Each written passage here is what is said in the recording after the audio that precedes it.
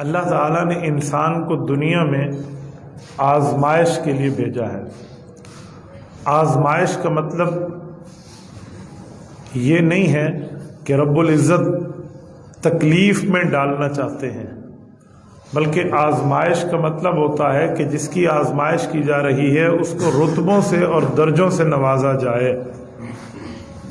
رب کریم نے دنیا میں ہمیں آزمائش بطور امتحان کے بھیجا ہے۔ اگر کوئی یہ سمجھتا ہے کہ آزمائش کا مطلب بندے کو تکلیف میں ڈالنا ہے تو یہ غلط ہے۔ اس کی مثال یہ ہے کہ جس طرح طالب العلم محنت کرتا ہے اور امتحان کی تیاری کرتا ہے، لیکن اس امتحان کے سوالات بتائے نہیں جاتے۔ اگر اس امتحان کے سوالات بتا دیے جائیں تو اس کو چیٹنگ دنیا کی ہر قوم کہتی ہے، اس کو نقل کہتی ہے، اس کو کرپشن اور دھاندلی کا نام دیا جاتا ہے۔ سوال کے کمرے میں جا کر پتہ چلے تو پھر بندہ جواب دے دے تو اسے کامیاب کہا جاتا ہے۔ تو دنیا بھی دارالامتحان ہے، یہ ایگزامینیشن ہال ہے ہمارا۔ ہم نے یہاں دنیا میں وہ کام کرنے ہیں جو نصاب ہمیں اللہ کے رسول نے دیا ہے، اس کے مطابق اگر صحیح کام ہم نے کر لیا تو ہمارا رزلٹ آخرت میں ہے۔ تو جو دنیا دارالامتحان ہے، اس سے یہ اخذ نہ کیا جائے کہ انسان کو تکلیف میں ڈالا گیا ہے، بلکہ یہاں کے امتحان میں کامیابیوں کے بعد آخرت میں سب سے بڑے رتبے اس انسان کو ملیں گے جو اللہ کے یہاں کامیاب ہوگا۔ اور کامیابی کا معیار کیا ہے؟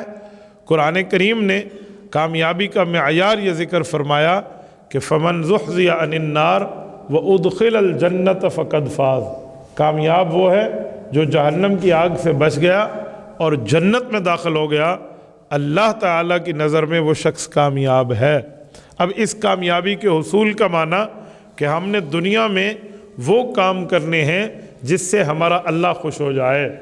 دیکھیں، ایک فرشتے ہیں، فرشتوں کا ایمان یہ نہیں ہے کہ ان کے ایمان میں کوئی نیکی کریں گے تو اضافہ ہو جائے گا، ان کے ایمان کی روشنی اگر گناہ ہوگا تو کم ہو جائے گی، ایسا نہیں ہے۔ ان کے نیکی اور گناہ کا مسئلہ ہے ہی نہیں، ان کا ایمان ایک جگہ موجود ہے، اس ایمان کی روشنی شروع سے لے کر آخر تک اتنی ہے۔ لیکن انسان کو، آپ کو اور ہمیں جو اللہ تعالیٰ نے ایمان دیا ہے، اس کی روشنی کم بھی ہو جاتی ہے، اس کی روشنی میں اضافہ بھی ہو جاتا ہے۔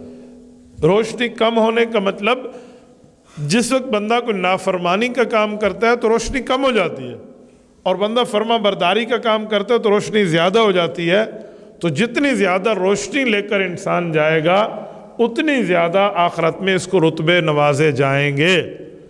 دنیا کی زندگی چند روزہ ہے، یہاں چند وقتوں کے لیے ہم ہیں، ہم ہمیشہ کے لیے نہیں ہیں، لیکن آخرت کی زندگی ہمیشہ کے لیے ہے۔ آخرت کی زندگی ہمیشہ کی بنیاد پہ ہے۔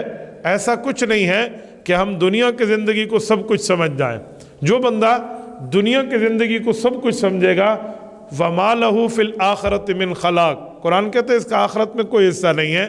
آپ اور ہم دنیا کے لیے نہیں آئے، آپ اور ہم آخرت کے لیے آئے ہیں۔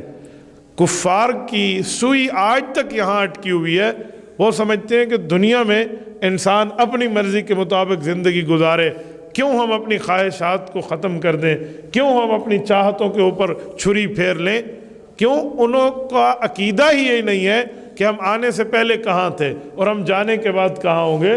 مسلمان کا نظریہ یہ نہیں ہے، مسلمان کا نظریہ یہ ہے کہ ہم آنے سے پہلے عالم ارواح میں تھے، پھر عالم دنیا میں آئے ہیں، اور یہاں سے نکل کے ہم نے قبر کے پیٹ میں جا کر آخرت میں پہنچنا ہے۔ تو ہمارے سامنے عیش کی زندگی، ہمارے سامنے بہتر زندگی، ہمارے سامنے آخرت کی زندگی ہے جو ہمارے لیے توشہ ہے، ہمارے لیے آخرت کا فائدہ اور ثمرہ ہے۔ میں ایک جملہ سمجھانے کے لیے آپ کی خدمت میں کہتا ہوں، دنیا کی زندگی ہمیشہ کی زندگی نہیں ہے۔ دیکھیں، آپ اور ہم روزانہ دیکھتے ہیں کتنے بندوں کے جنازے جا رہے ہیں، بندہ فوت ہو گیا ہے، بندے نے دنیا چھوڑ دی ہے۔ تو اگر یہ ہمیشہ کی زندگی ہوتی تو پھر بندے کو موت نہ آتی۔ ہمیشہ کی زندگی وہ ہے جس میں موت نہیں ہے، اور وہ آخرت کی زندگی ہے۔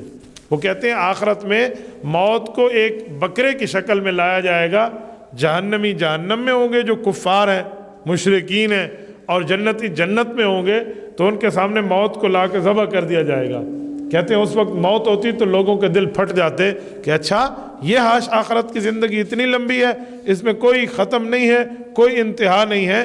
تو اصل زندگی وہ ہے، دنیا کی نہیں ہے۔ دنیا کی زندگی چند روزہ ہے، اس کو اللہ رب العزت کی چاہت کے مطابق بندہ گزار لے، رب کریم کی مرضی کے مطابق گزار لے، تو آخرت کی زندگی اللہ ہمیں ہماری مرضی کی عطا فرمائیں گے۔